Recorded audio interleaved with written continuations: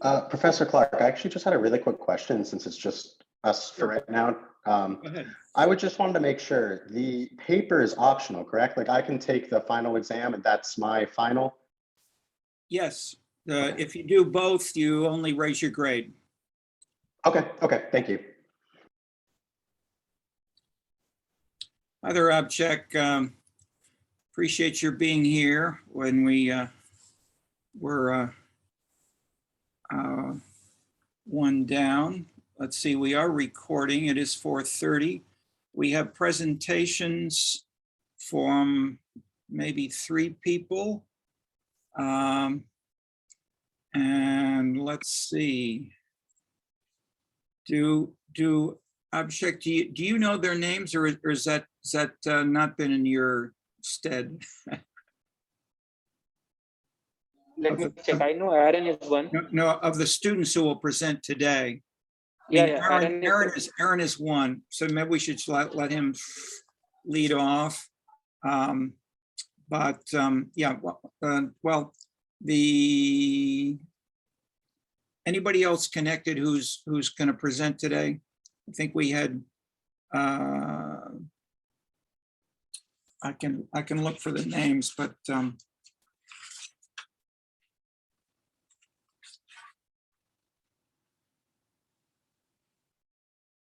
Alex Rubio and Shebex Ray were 2 who were tentative. Okay. Alex, you're there, and yeah, so everybody's here. That's good. All right, and we've set about 10 minutes for presentation, and then we can have a bit of Q&A after each. And depending on the timing, I can talk about some other things. But Alex, do you want to lead us off?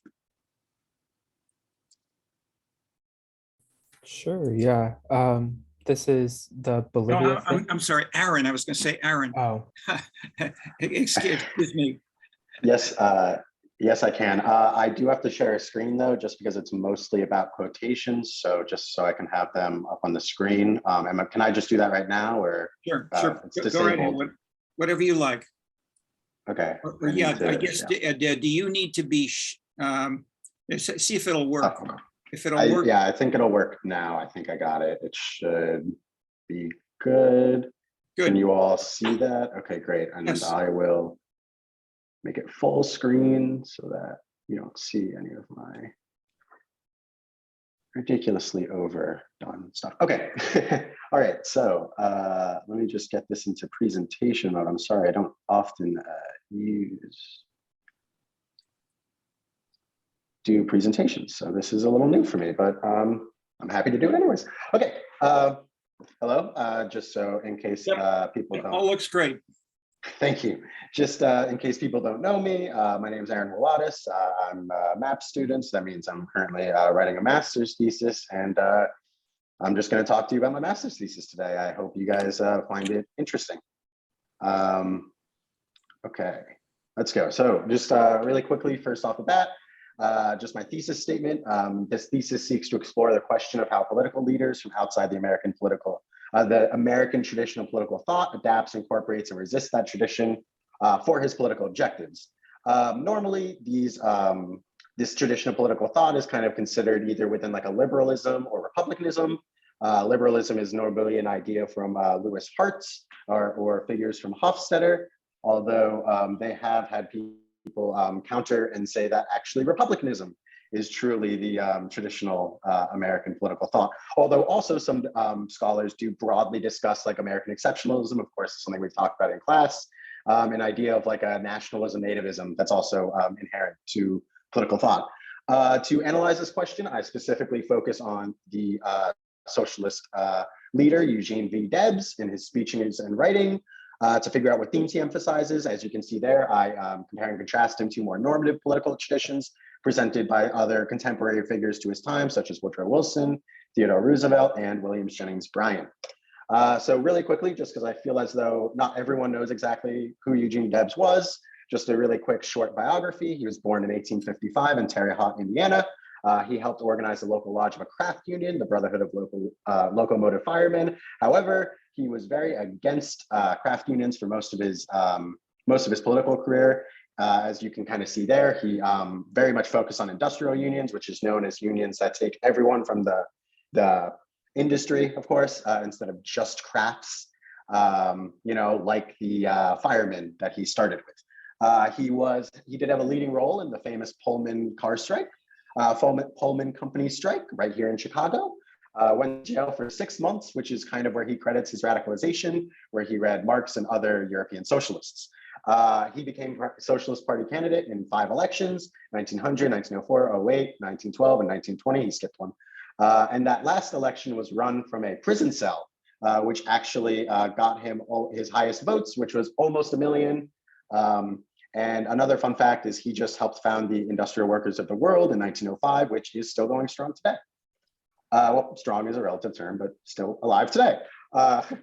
So what does Debs use instead of American traditional political thought, which I've said is kind of like a loosely based around like liberalism or republicanism? He often uses Christian imagery. He often also discusses traditional socialist rhetoric. And he also does use themes that would seem to be normative in American political thought, especially around, as you can see, that sense of the importance of the individual. So let's go into some stuff he actually said.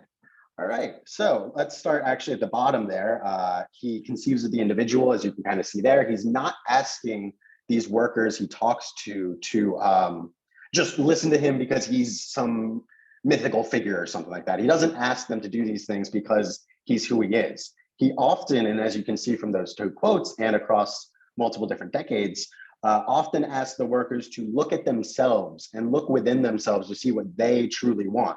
Certainly, of course, he wants them to agree with him, but he is very open to ideas of discussion, to ideas of debate, and to ideas and he truly believes that the worker will agree with him if they look within themselves.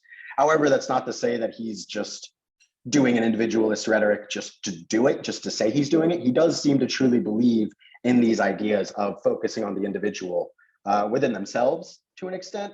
Of course, he does actually perceive a mass collectivity. Wouldn't really be a socialist if he didn't. But it's interesting that he does focus on the individual more than you may expect from some, other socialist thinkers. So Debs' uses of Christian imagery, symbolism. Personally, I actually find this to be one of the most interesting things he does. Because he does not use quotation or scripture necessarily. Instead, as you can see from these quotes, he uses a lot of symbolism. He uses a lot of evocative imagery. As you can see, as Mother Earth drinks their blood, the stones are given tongues with which to denounce man's inhumanity to man. He's not just saying, from Luke 3:16 or something like that, right? He's actually trying to evoke an image in the people who's hearing this, evoke a almost artistic image of how he sees the world and presents the world through that way. However, he does stop using this symbolism as he gets a little older. As you can see, he uses Christianity in more ironic ways as he gets older. He still certainly believes in Christianity. However, as you can see from those quotes, he uses the word Christianity and uses some Christian imagery instead to talk about hypocrisy and the ironic nature in which some people may present themselves as Christian. In some of his speeches, I don't have the quotes here, but he actually does directly talk to clergy and the issues he sees within there. So I've always thought that was kind of an interesting way in which he uses Christian rhetoric, and an interesting way in which you can see how a speaker evolves over time. And then, so here are some instances of some more, traditional socialist rhetoric. And again, I only have quotes from 1900, 1904, but he does use this throughout his career, of course. And what he uses mostly is the kinds of quotes I've emphasized here, which is the idea of the progression of history, the progression of materialist history and its progressions through different phases. He is firmly of the belief, as are a lot of prominent socialists, of course, that eventually socialism's time will just happen to come. Of course, he doesn't think that just will happen magically. He does, of course, have a lot of collective agitation, which is pretty obvious, I would say, but he does genuinely, and through a lot of his speeches, talk about this the emancipating sun is rising. The time of socialism is here. The crest of socialism is waving.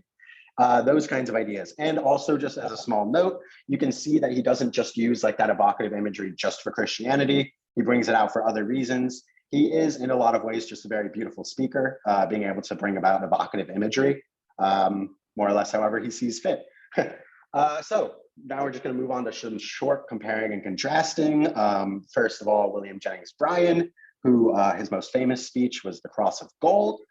So he also used religious imagery. That's not something that's super uncommon in American political thought and tradition of speaking. A lot of people use Christianity. However, a lot of them also use it kind of scripturally. And that's something that's kind of interesting between Bryan and Debs, is they both use it very evocatively in just imagery instead of just the scripture. However, we also see where we can also see here where Debs's liberalism himself comes to a limit, where people like Bryan are talking about how everyone's the businessman. Everyone's the businessman. You know, the man who is employing and the man who is employed are both businessmen in a sense. So even though, as you can see there, Bryan does say we do not come as individuals, he's still very focused on the individual. And this would be a big contrast to Debs, as even though Debs does, as I've said, talk about the individual and want them to think within themselves, he does, at the end of the day, come to a collective argument. He does, at the end of the day, come to an idea of collectivity, that the working man should come together and fight together against the plutocrats and capitalists, which he rants against. Moving on, Woodrow Wilson, famously a scholar president, PhD in history, I believe, yeah. And so Woodrow Wilson showcased a very pragmatic version of politics, something that's still obviously used today and has been used for most of American history.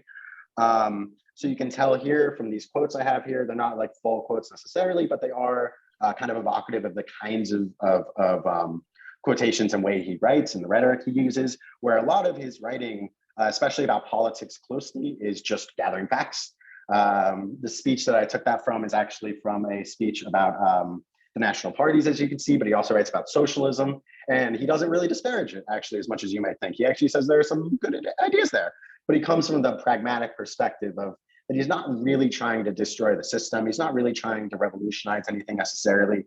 He's come from a reformist mindset, kind of a pragmatist mindset of like, what can you make of small changes here and there, which of course also contrasts with Debs, who I think obviously wants a more robust revolution, even though Debs does importantly closely believe in democracy and often uses rhetoric of democracy and does not want to revolt for this coming of socialism. He does want to do it through democratic means, which again also showcases that Debs does have some views of inherent Americanism that he does showcase.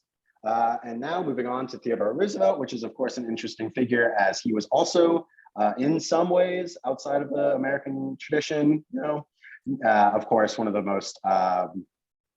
the best attempts at getting a third party presidency, although of course, you know how much was really it being a third party, because of course he was the two-term president by that time. Anyways, Roosevelt is somewhat representative of like the Republican tradition, where he kind of talks about a very broad American community. He talks a lot about like some sense of like that American nationalism, which I brought up before. And you can see from these quotes that we can make and keep our social system what it should be, only on condition of judging each man, not as a member of a class, but on his worth as a man. The ways in which he draws community is much more abstract than Debs. Debs actually does take some of his campaign speeches to attack Roosevelt. He attacks all of these figures actually, but attacks Roosevelt and says, hey, he went to a labor meeting and then he just went immediately to a capitalist meeting and he spent much more time with the capitalists, you know? So that kind of shows you how Debs also thinks about it, where he does see Roosevelt as drawing a very broad version of American community, which Debs would say is inaccurate, first of all, and also just wouldn't really help anyone. It only helps the people in charge, the elites. Right, so connections to class. Actually, more than you may think. How different politicians or societies that utilize, adapt, or change their political thought has deep ramifications, which may or may not seem kind of obvious, but I think it's important to kind of focus on the ways in which rhetoric are used, and also the ways in which the roots of rhetoric are used. As you can see there, I bring up the new political culture which can be said to have some of its roots in a traditional liberalism, a tradition focused on individual rights, which then in modern times is kind of like adjusted to an idea of like social rights and stuff like that. And also the discussion of hierarchy is obviously important as well. Social views of hierarchy often representative of broader political theories, just as a very easy example, obviously, aristocracy. Aristocratic ideas are very hierarchical. That is a political tradition and it has its own political theories. And of course, I brought up American exceptionalism before, and I'm bringing it up again here because the Republican tradition, often uses similar rhetoric to express an American community, arguing that Americans are different in some way, shape, or form. And of course, also Tocquevillian ideas are prominent in discussions of American political thought as well. He is a continued basis of American political tradition. And, we read some of his stuff that really focused on that liberal tradition, so that's right there. But also just kind of wanted to make a really broad point that broadly, political thought is just not something that should be ignored. I feel as though some people do think it should be kind of by the wayside, or that everyone's a little bit of a political theorist, which is true, certainly.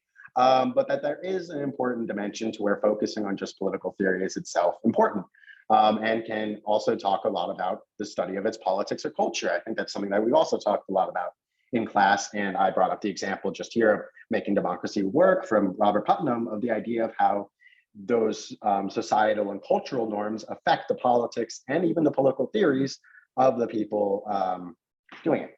And then just a bibliography. I know that was a little quick. I wanted to make sure I went under the time constraint, and I hope I did, but I hope you guys still enjoyed it. And happy to answer any questions if anyone has any, or elaborate more on something I may have kind of summarized a little quickly because of time constraints, or not, I guess. But yeah. Thank you, Aaron. That was a great lead off. Questions, comments from anyone?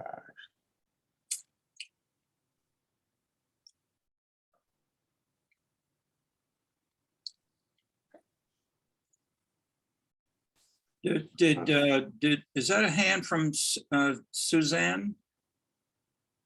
Your hand seemed to be up. No, I was just clapping. Okay. Oh, just Thank clapping. you. Okay. Well, I guess if no one has any questions, I just want to say thank you again for listening, and I hope it was at least somewhat informative and not too boring. I know that it can be a little boring to listen to quotes and people talk about quotes and speeches, but I hope you kind of see how there is some interesting elements there, even though it may not be something everyone enjoys. So thank you again. Yeah. Aaron, I just have a quick question for you. Oh, yeah. So yeah, you yeah, touched a little of like politics and religion, like symbol and all, like about Christianity and religion. So what are your inference about like religion into politics, and how it like kind of affects the leadership style, and how does it affect like overall view of people perceiving someone as a religious leader within that realm, like not being a religious leader, but like leader who preaches religion for the vote bank and vote base? Like, so how do you see that? Like, if you can summarize that a little. Yeah, no, that's a really interesting question. And I think it's really interesting in the American context as well, where you have a lot of political leaders who do present themselves almost as religious leaders in some ways, or at least utilize a lot of the rhetoric. And I think it's a really interesting thing, and it's kind of a mixture. And I think it's, personally, I kind of think it goes back to a lot of like the founding of America being very religiously based, and a lot of our states originally being of religious nature, of course, the famous Massachusetts and stuff like that, but you even have Rhode Island being founded by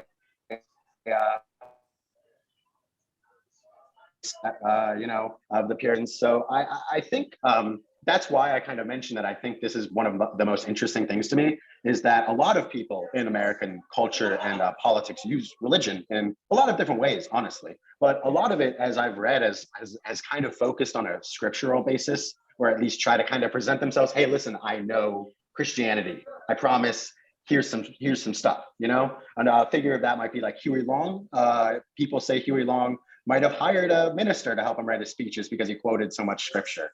I don't really believe that, but nonetheless, that's what I find interesting about Debs, is that I think he kind of eschews that tradition while still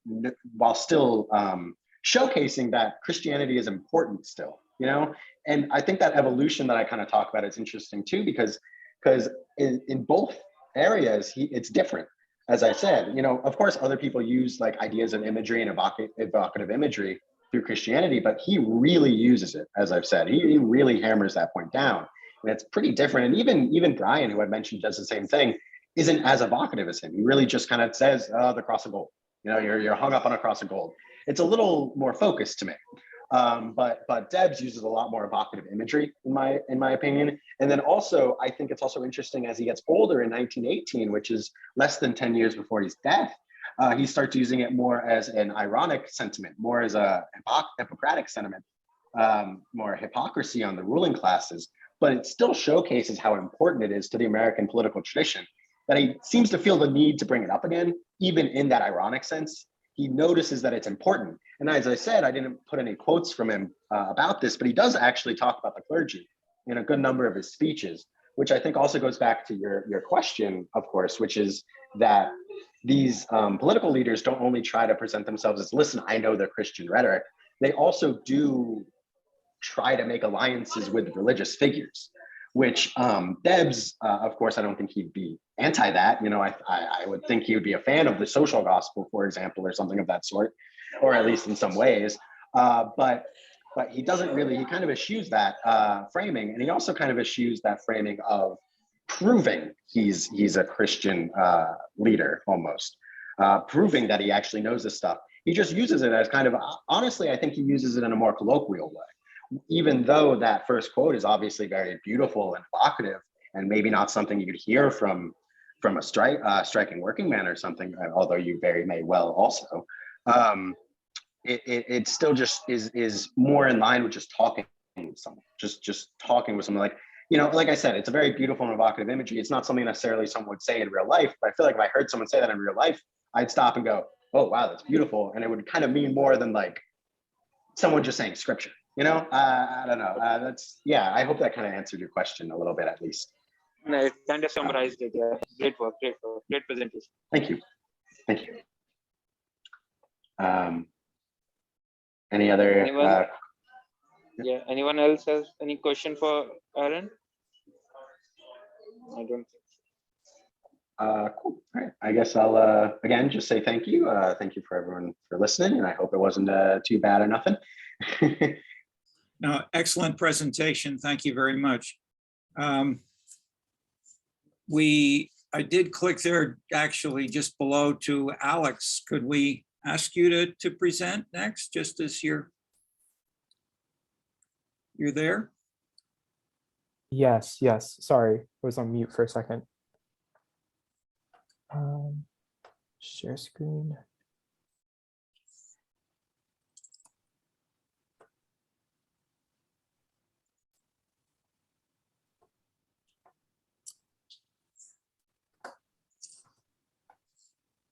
Okay, so my thesis that I'm working on for my senior year thesis is analyzing the connection between resource extraction and political participation in Bolivia and Ecuador.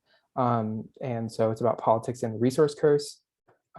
So specifically, my research question comes from the idea that in much of Latin America, and especially in Bolivia and Ecuador, many indigenous populations are located where the resources are. So for example, on this graph, as you can see, Bolivia has the world's largest reserves of lithium, but has produced none of it due to political red tape around where the actual, on how to actually extract lithium. So for like a little background, Bolivia did not want to sign any partnerships with any foreign companies because they believed that it would be exploitative of the actual Bolivian people.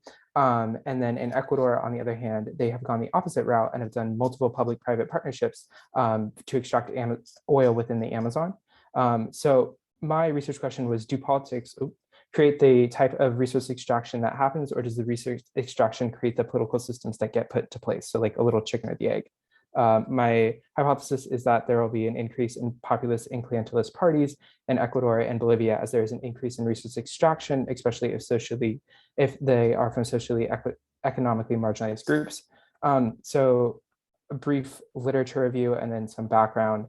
Why this question arises is that in nearly all oil dependent countries or any country that sees like growth in mineral extraction, they find a growth in autocracy, which makes a lot of sense because you want one party to control all of the resources. Well, one party wants to control the resources, you may not want that.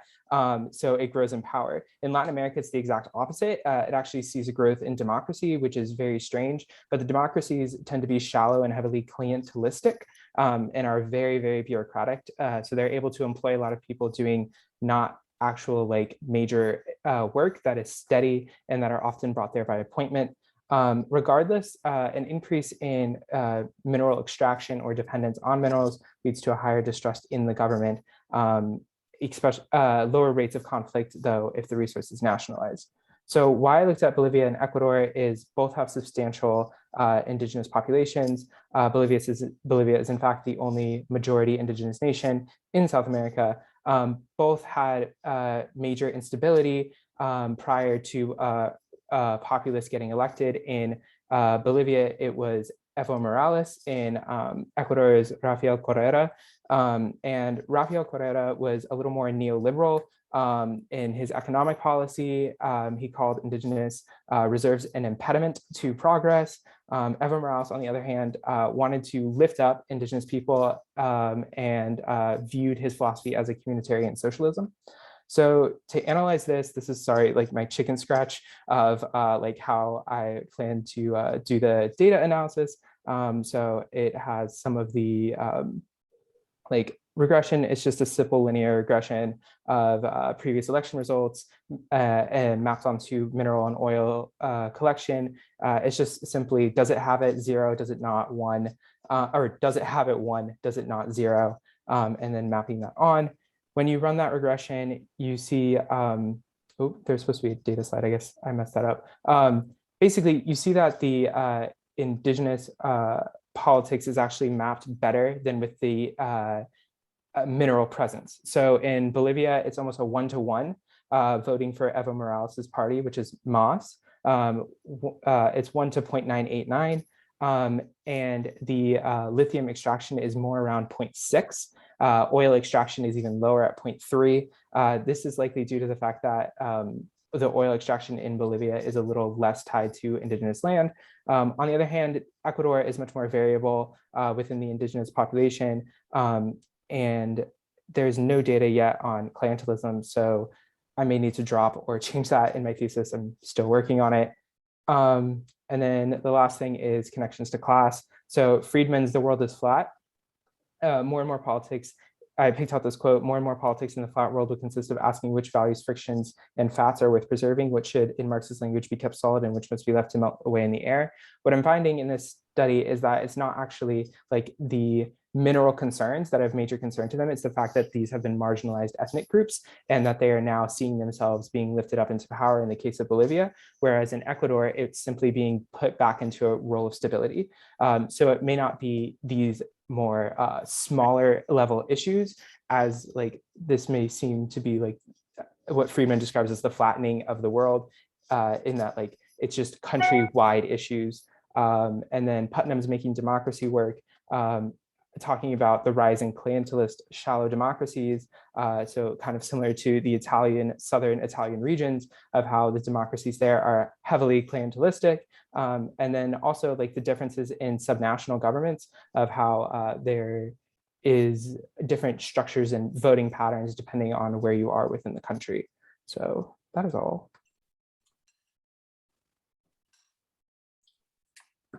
Okay, very ambitious. You covered a lot very rapidly. Congratulations. Questions and comments? Or maybe just one quick question, which you missed you said you didn't find your slide, whatever. What units are the data for? Local regions, individuals, or something else? Their versions of counties, I think would be the best way to describe it. So it's not first level administrative, it's second level administrative. So Okay. It ends up being like, I think 99 in Bolivia and like 30 something in Ecuador. Okay, if you have 99 and 30 with an N, with a number of only 30 counties, you really can't do much multi-causal analysis, is that everything is highly interrelated to everything else. So Yeah.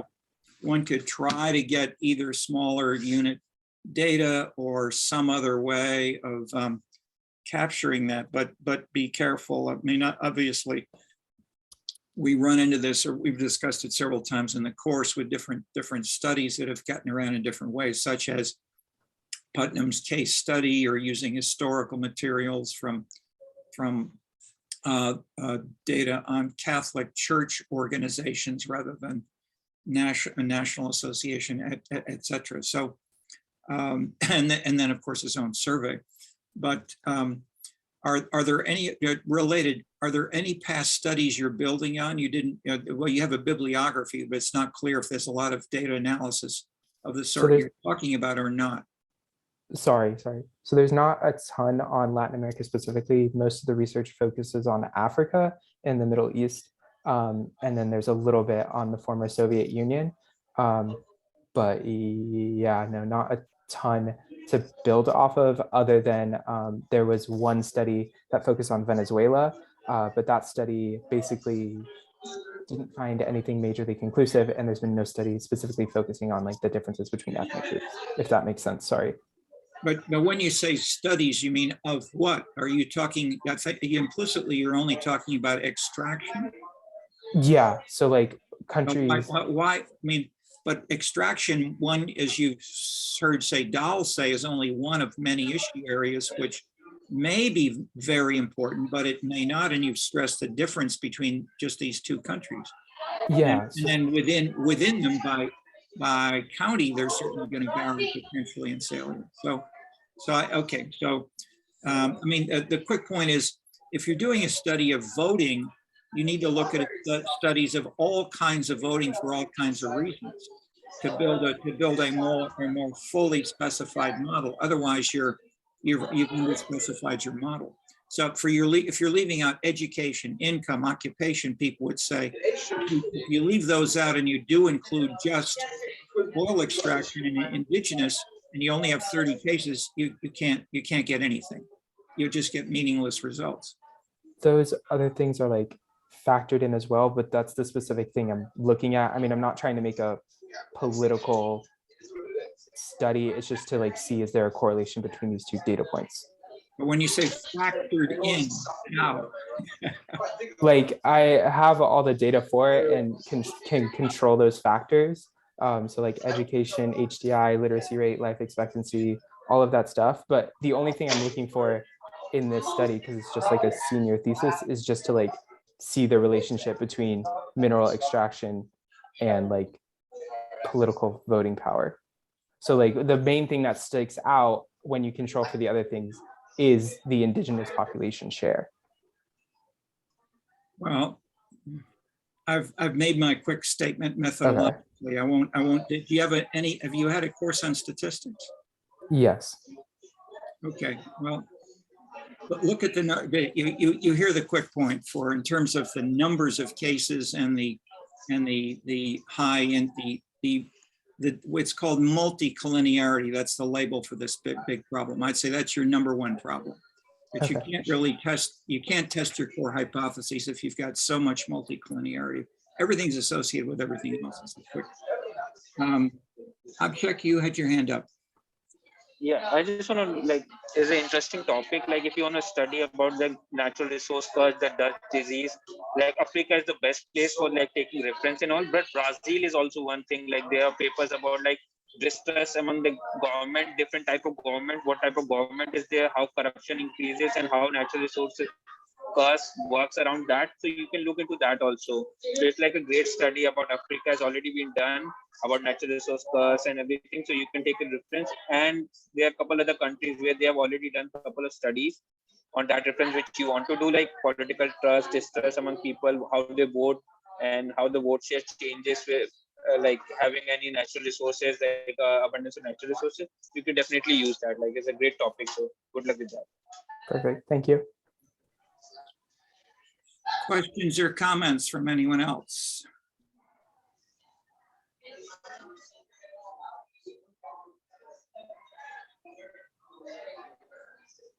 Or Alex, just to rephrase what I said in a more positive, substantive, multi-method way, consider other methods from other people. And you did this briefly in mentioning Putnam, for instance. But just look at the other, just review in your own mind the literature we've covered, which addresses exactly the same issue, and how we've answered how different studies have answered your same problem without. So if you can, and it's not as if they're uniquely covered in this course, but they have that, given the focus on local politics, and the problems of measuring how local is different from national or individual, it's been more exclusive here than if we're say on voting or national values or national rhetoric, as we heard Aaron talk about.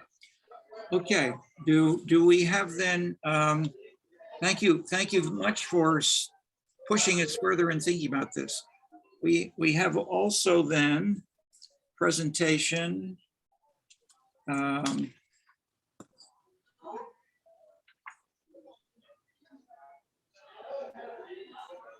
missing. Is it? Yeah. Oh, Sharon is here now. Okay, so Sharon came a little late. Shublaxmi, do you have something you can talk to us about? So I actually didn't sign up to present this week because I have a lot of other things that I had to get out of the way. But I can present on Monday, and I can talk about my project a little today if you'd like, but okay. I can have a presentation by Monday if that's what you prefer. Okay, let's aim for that then. Do we have anyone else for today? Sharon, I guess. Whoops. Hi everyone. If there is no other students going to have presentation today, then I will do mine. I have a question. Like, a couple of them were asking, like, is this the last week for the presentation, or they can present on Monday?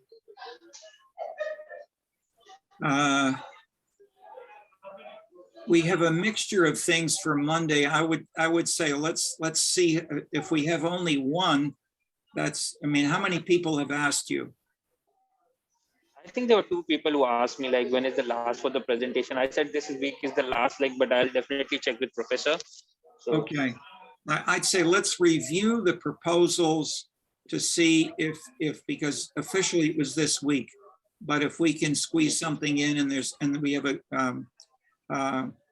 some good themes, we can squeeze them in on Monday. Yeah, just to confirm what I wrote in the email 2 or 3 days ago.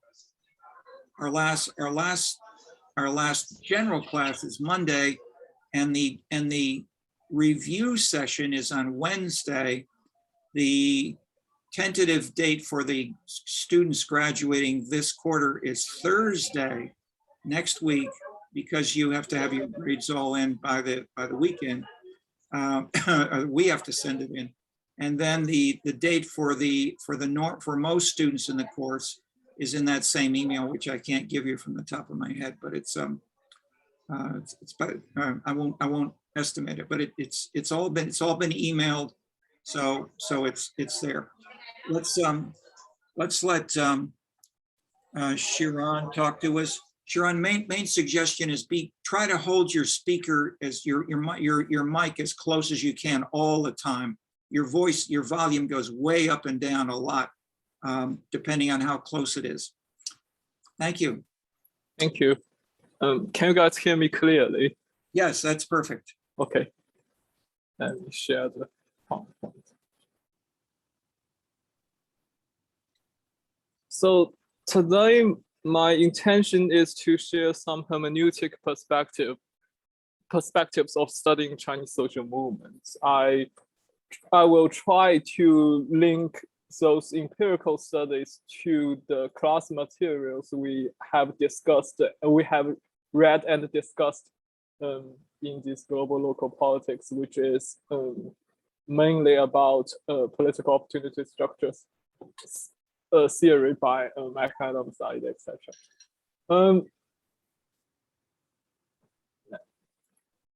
Okay, so the overarching questions in the subfield of social movements, which are like basically every social movement scholar are concerned about, is are A, why social movements take place, and B, how are social movements organized and mobilized. So the entire subfield, the abundant literature of social movements are unfolded, centered on these two overarching questions. So in order to answer these two questions, we have two theoretical traditions since the 70s, which are, one is the Euro-continental new social movement theory, which focus on the macro social and ideological change, such as Habermas, those European scholars, they mainly focus on the social change induced after the World War II, and those so-called new social movements centered on ideological rights, human rights, women's rights, LGBTQ, environmental protections, etc., replaced the formal social movements and the revolutions, which mainly seemed with the goal of class struggle. So the other theoretical tradition is the American resource mobilization and opportunity structure theory. This approach, this American approach, emphasized the fundamental roles of accessible resources and institutional context within the social movement, institutional context in which social movements placed themselves. So I think the reading materials of this very class more or less focus on the American approach. So these two theoretical traditions are quite important in the subfield of social movements, but they are induced from a democratic context. So in terms of the institutional differentiations embedded in the political institution of China, which is a non-democratic regime, or like during Mao's era, we can argue that it is a totalitarian regime, etc. And we need to some theoretical adaptation and alteration. And this kind of adaptation and alteration happens in various ways. So my presentation is to introduce three of them via empirical lens. I have too many mouse. I may click the wrong one. Okay. So the first research I would like to share is the research by Lu Yao and Tao Ren.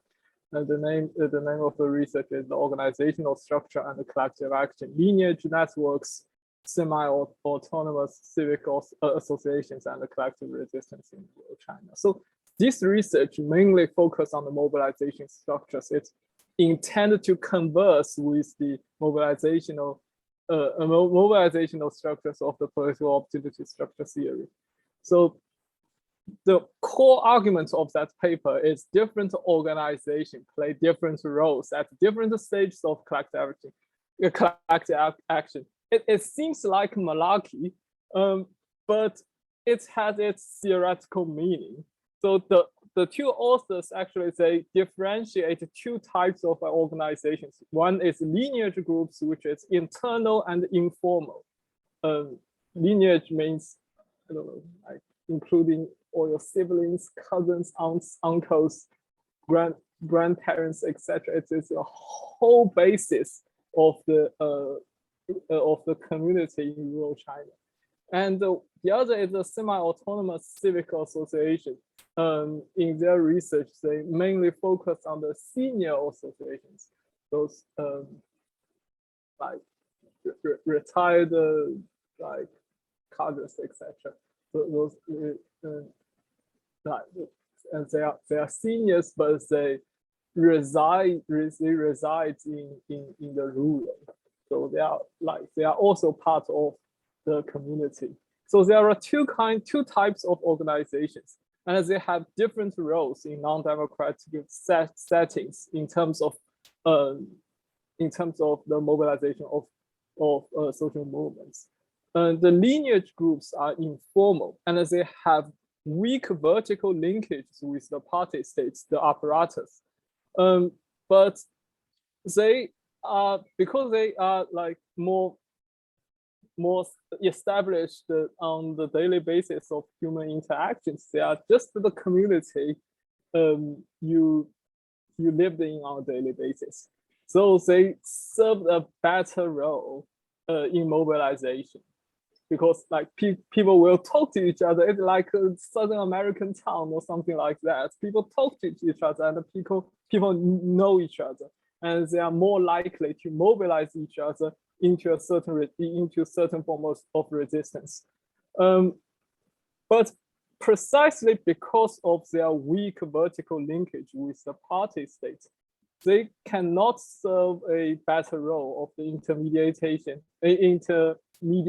role as the semi-autonomous civic association, which have strong vertical linkage with the party state and with a more formal institutionalized role when the civic society or like the rural community communities would like to talk to the party state. So, and as a matter of fact, the lineage groups as a organizational structure, they facilitate the resistance actions. But the semi-autonomous civic group, they actually prohibit, in a way, they suppress or like they co-opt the resistance in a more institutionalized way, and they are like just serve the different roles in a given case of resistance. So it is quite different if you think about the mobilization structures in American resistance or in American protests, because American politics often take in a pluralist way, because you have multiple parties in the political systems, and the civic organizations are more developed than their counterparts in the Chinese non-democratic context. So yeah, so this is a very different observation in terms of mobilization structures. So also there is one study focusing on the opportunity structures, which I introduced, the power of instability unraveling the micro foundations of bargaining authoritarianism in China. So the two authors identified the micro foundations of the authoritarianism, which is in which there is one party, but while there are many bargains. They found three mechanisms. One is patron clientelism. We talked about clientelism in this class, but it is a little bit different, but a little bit different in the Chinese context, which because the two parties of this clientelist relationship is not equal. One is the party state on one hand, and the citizens or the individuals or subjects, whatever you call it, is on the other. So it is not a balanced relationship, but the party state actually will, under some circumstances, take a clientelist way to induce and activate compliance and assistance and cooperation and collaborations from the side of the society. And it is quite different from the communist and neo-traditionalism. It is a very interesting book. I encourage everyone to read that. It's written by Andrew Warder from Stanford University. And it is like basically talk about like the communist regime seems to be a quite arbitrary and a totalitarian entity, but within this very entity, people still need connections. People need like this kind of traditional personal relationships to keep the apparatus running. So patron clientelism in this way is kind of like the new traditionalism during Mao's era, because it is you can witness the party state try to induce cooperation among the citizens in both cases. But in terms of the context of this very research, it is very different because because since the so-called opening and the reform, anyway, the new, like whatever you call it, since the reform, the clients, namely the citizens, have much more autonomy to exit or exploit these state-sponsored patron clientelist networks to their own advantage. So it's quite different from Mao's era. The state has a much bigger say in determining individual's life. The second mechanism is the hidden non-zero sum bargain. Basically, it can be summarized into one phrase, which is buying stability. The state actually using its economic and symbolic resources in exchange for cooperation from the side of the society. So that is quite interesting because, like, I think for the Chinese government, they have a special financial fundings for local governments to buy stability in order to suppress, actually not suppress in a coercive way, but still suppress civil disobedience in a more subtle and in a more subtle way. And the third mechanism is a bureaucratic absorption, which means using semi-legal and bureaucratic institutions to resolve social conflicts. Because China has a petition systems to collect claims and the requests from the citizens and respond to this kind of claims and the requests in an institutional way, which is known as the petition system. And also you can also include many other less formal institutions, such as state-run investigators from state medias, etc. So it is quite interesting how from the perspective of micro foundation of authoritarian regime, how they tried to co-opt and absorb civil disobedience in a smoother and less violent way. Okay, the third research I would like to use this third research to illustrate the micro-social change approach of studying social movements. It's by Zhou Xuewang, a professor from Stanford University. This is a quite old paper. It is called Unorganized Interest and Collective Action in Communist China. So the paper is written based on one puzzle after the Tiananmen protest, which is why geographically separated demonstrations during that time period mobilized. These demonstrations are mobilized by people with different interests, and somehow they are able to converge on the same framework, which is we want freedom, we want democracy, we want rule of law, we are anti-corruption, we want to like further political reform, etc. So because based on the Western, or like based on the democratic experience, framing process relies on organization. It is very hard to actually get a lot of people, millions of them, into the same framework of social movements, make them want the same thing. It is a very difficult task if you think about that in a democratic context. But yet it is very interesting. It was very interesting during the 2MAR protest or during many other minor, smaller protests in the 80s. And the Chinese students or Chinese citizens, they tended to like make their claims and requests convert on the same political framework, which is we want freedom and democracy. So Xue Guang actually this research actually he argues that it was the state socialism that led to a phenomenon which we called large numbers. It means individuals with similar emotions, claims, and patterns and targets.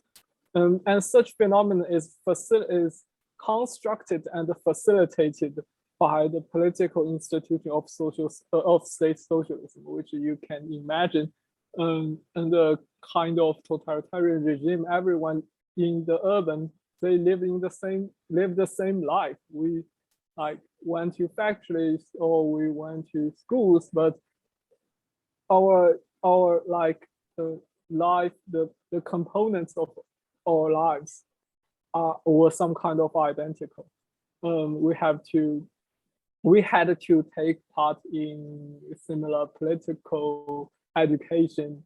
We listened to the same kind of radio, watch the same set of television, whatever they were, and we had to like because the existence of the quota system, you have to use like tickets, the food stamps, whatever they're called at that time, to buy food and live in a quite a life of austerity. So that is called large number. Individuals are there with similar emotions, claims, and patterns and targets. So although they were not organized consciously during social movements, and they were with different interests during social movements, because they are, they lived in the same way, they lived the same life. So they will eventually transform their different interests into one interest, because like we are under the same regime. So the regime should be responsible for everything in our life. Yeah. And this mentality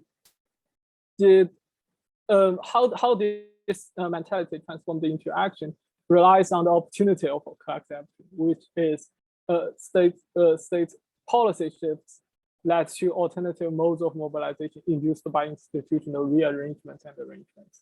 So it seems that this paper is still about political opportunity structure, but I would rather argue that the fundamental argument of this paper focused on the micro-social change, which is the institutional impact of state socialism and its transformation, how this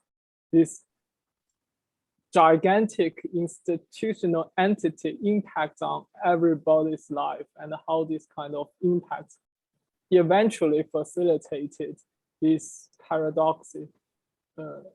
paradoxical phenomenon during the 2MAR protest. So that's it. Thank you. I hope it helped in terms of you guys have a alternative understanding of social movements, particularly those happening in non-democratic contexts. Thank you very much. Thank you indeed. Questions or comments from anyone?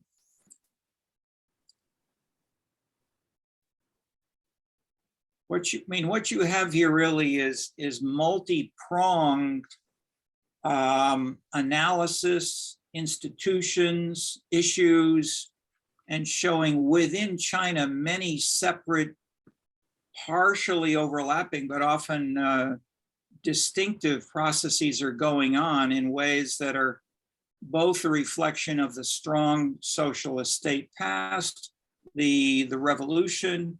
I'll just mention briefly, there's almost no traditional pre-1945 mention of Confucianism or the family or things that might otherwise also be affecting these processes. In contrast, for instance, to Aaron's focus on religion and lineage. So lineage, clearly you mentioned right at the beginning in the rural area, but where and how and why it's so important is something which is asked more explicitly in other places, such as comparing the strength of the broader conception of family, as you discussed it in China, with the narrower conception of the nuclear family in Japan, even though they both share a lot of Confucian and Buddhist background, and then variations in Korea and elsewhere. So Carrie Wu, in our book on the third sector, especially focused on the Asian countries, plays this up more and measures these with World Values Survey data. But the specifics of how these multiple processes are going on is very nicely added with some of your own ethnographic personal experiences combined with these that is, you've nicely presented things that they're not just a very abstract theory or just a very crude ethnographic description. You've given us a nice intermediary level of analysis in all of these. So I would say congratulations on that. There's enough specificity, we can feel how things are working to some degree, combined with what we've had from other sources. But at the same time, you link with the bigger issues of, say, for instance, why the Europeans stress more the state and the party in contrast to the US with its individualistic tradition.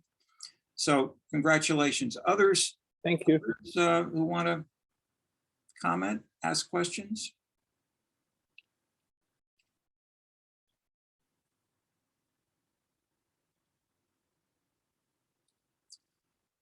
All right. Well, why don't I take a few minutes? We got 20, a little less than 20 minutes, 18 minutes. Why don't I introduce a bit of a very more policy-oriented case that I've been involved with, which illustrates many of the bigger, broader things, and then plan to come back in our next session briefly when they're not student themes to present.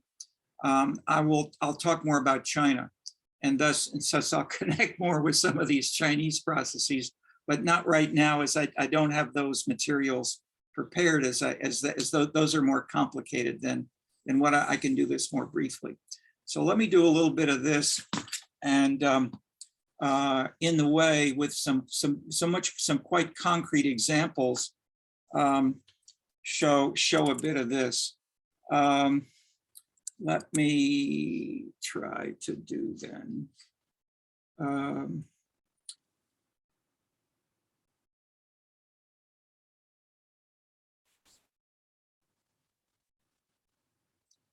Host is disabled participant screen sharing.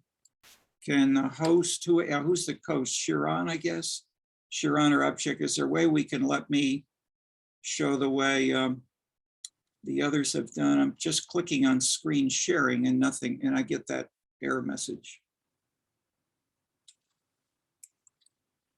Can I put this into chat here otherwise?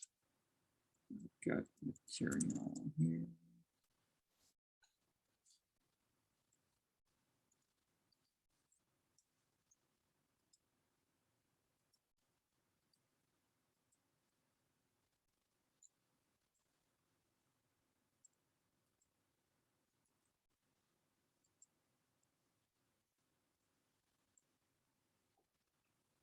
Okay, if this is not working, I'll just put into the chat something which I'll ask maybe Sharon, if you can play this, if the I'll close mine now. I'll try screen sharing again. This have host is disabled, participant screen sharing is what it says. Yeah, Sharon. I have enabled you as co-host. I think you can do that. Okay, let me try it again. Yeah, you could still try. Okay, here we go. Thank you much. Yeah, that's now on. Okay. And share sound. You could still prepare, please, from what I put in the chat for showing a little bit of that. And I want to show here.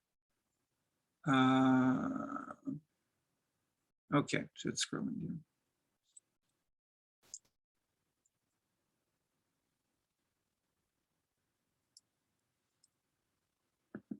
Is that show for you? Everybody see that? Yes. Okay. This is taken from the 2020 public hearing organized by the alderman, Sophia King, to talk a little bit about this Bronzeville Soul and related projects. And I'll show a little bit first of the developer, whose name's Scott Goodman. So here's the background. Estimated total impact over 20 years, 3.8 billion, indirect 8 billion, estimated full-time jobs 30,000. And this is a huge project, at least as planned. And it's been started. This is the back. Well, I won't go through too much. All right, so here's planned development area. And we'll see multiple of these in a minute or two. But I want to get over to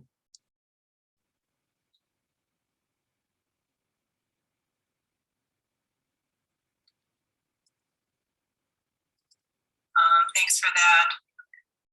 And so as we said before, the grid team has been leading the development of this parcel, and they have been led by Scott Goodman from Farpoint Development.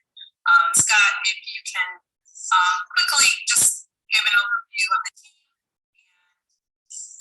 Yeah, absolutely. Thanks, Alderman. So absolutely team support here. So the grid team really made up of Farpoint Development, Loop Capital, Draper Kramer, the Chicago Neighborhood Initiative, CNI, the Brownsville Community Development Partnership, McLaurin Development, Kaleidoscope Health Ventures, and a slew of consultants you'll see. And probably our biggest teammate, and to whom we're really thankful, is the MRAC in the Alderman's office.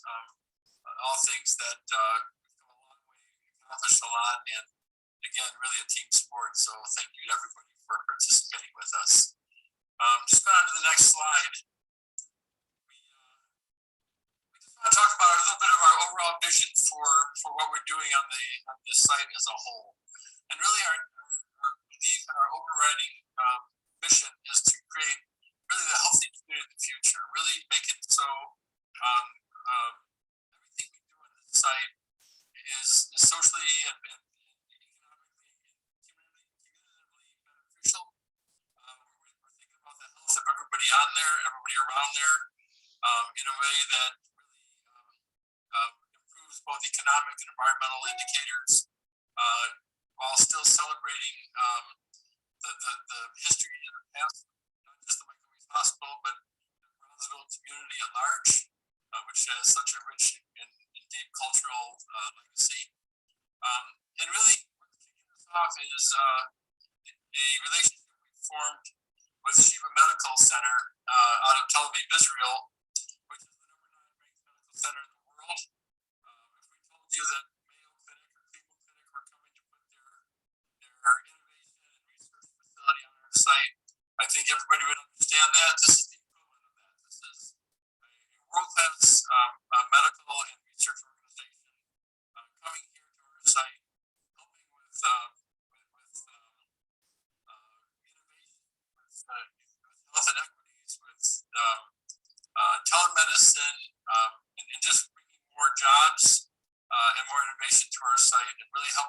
off, but will be really the healthy community.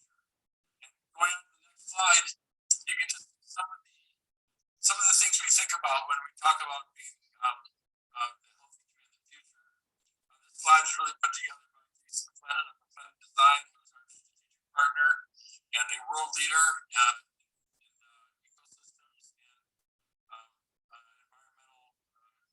He's a design architect, really focusing on sustainable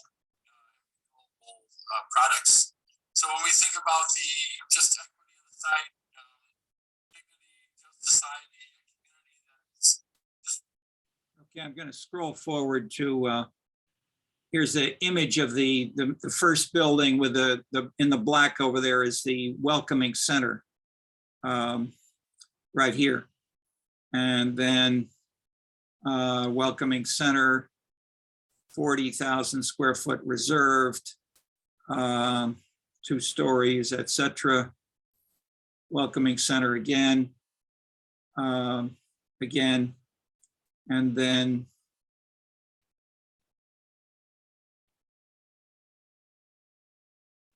the first building.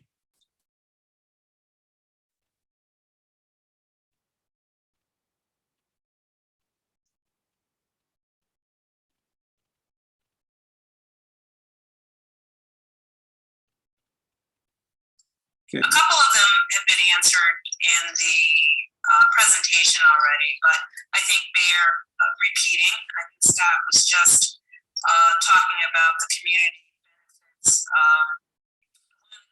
How will Brownsville and Michael Reese be incorporated into the development?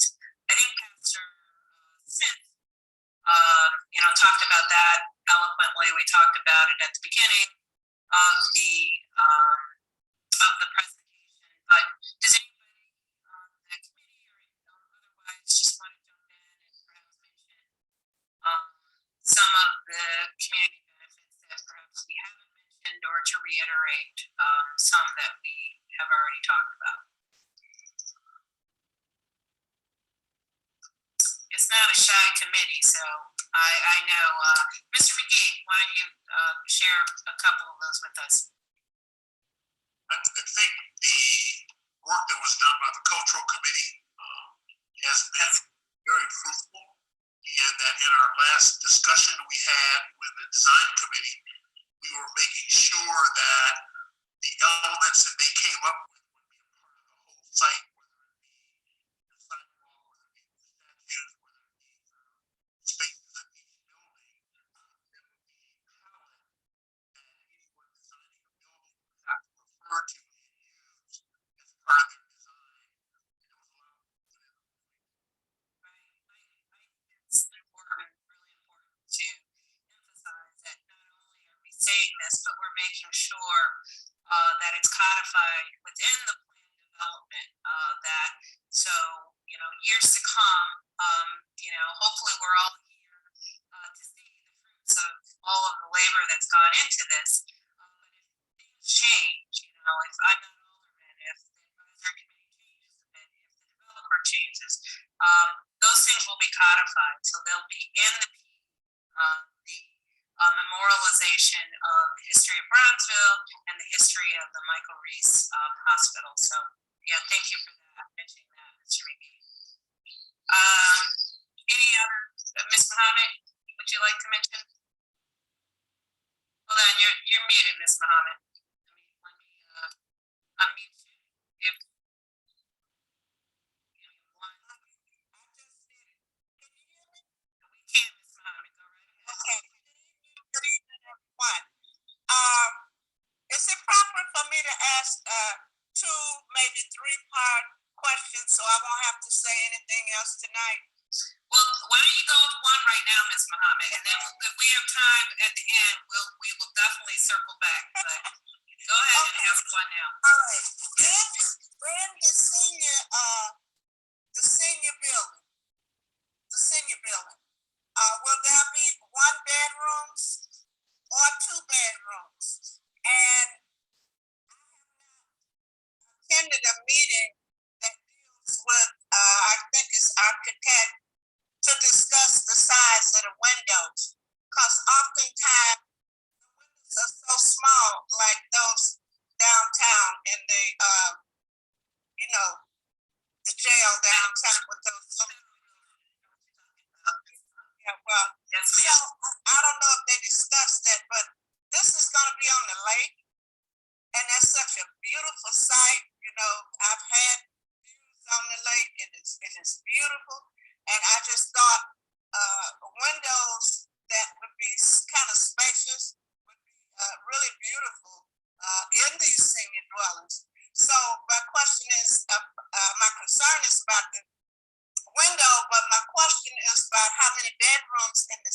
building.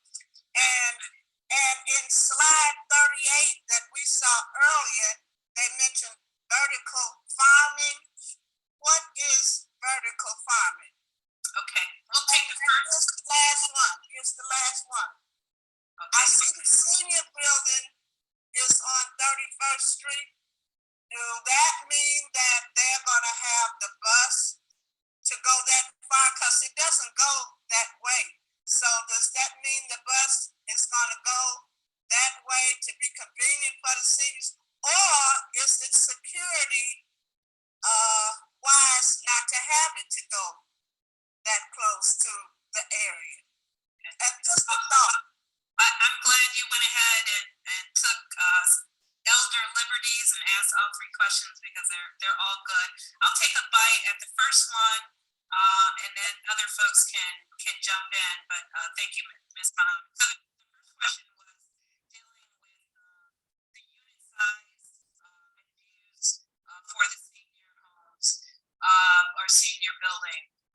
We haven't gotten down to that detail, but we do understand through your advocacy, through the Michael Reese Advisory Committee, that we want to make these homes for families, including seniors. So we're not trying to do, what are they called? Efficiencies and one bedrooms. I know they're not efficiencies anymore, but can't come to mind. SROs. But I meant, God, I can't remember what they're called, but yes, and one bedroom. So we're going to be very cognizant of making sure that we, market the families as well. And so I know that townhomes were discussed as well in that development. We're calling it kind of a senior home development, but we want it to be intergenerational. So we've been talking about having townhomes as well as other residents, but we are now trying to just do one bedroom and smaller rooms there. But we haven't gotten to that detail yet. With your continued advocacy, I know that it'll be what you'd like it to be. I know your third question was around the CTA bus.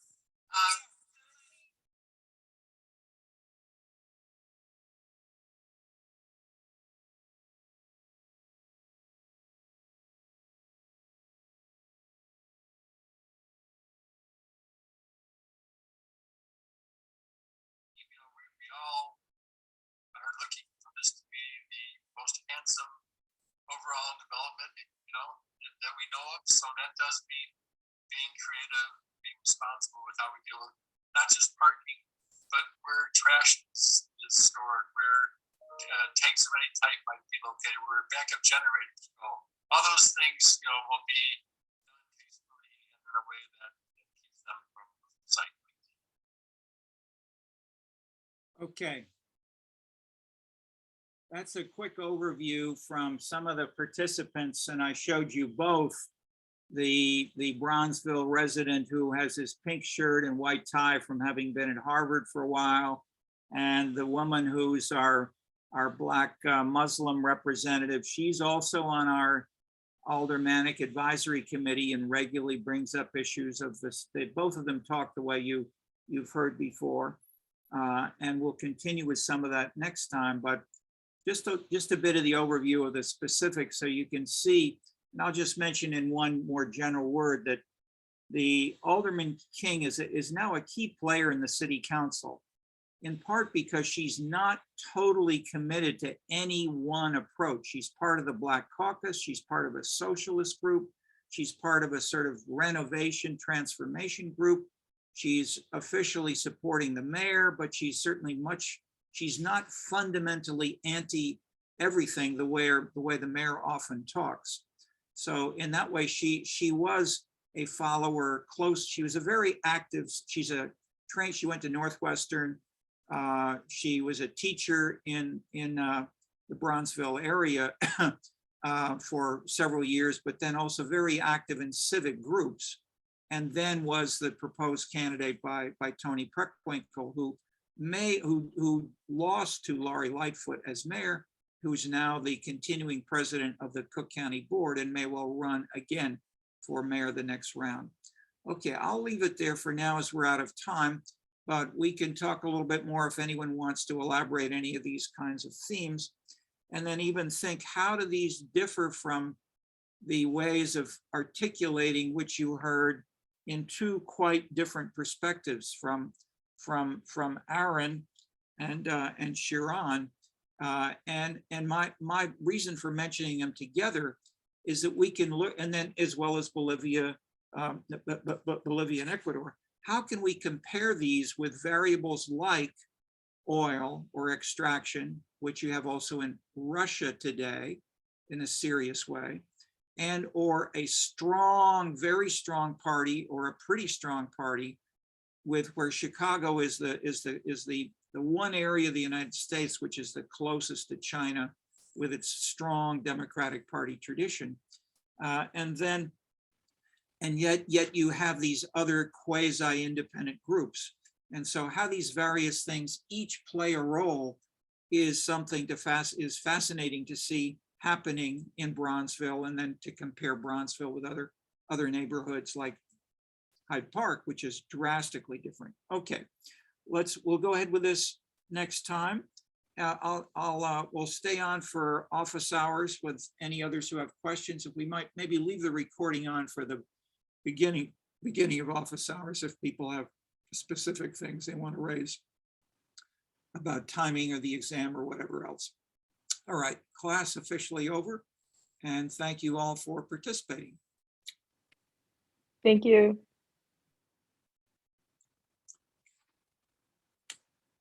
All right, nobody here. Well, Sharon, I would especially say congratulations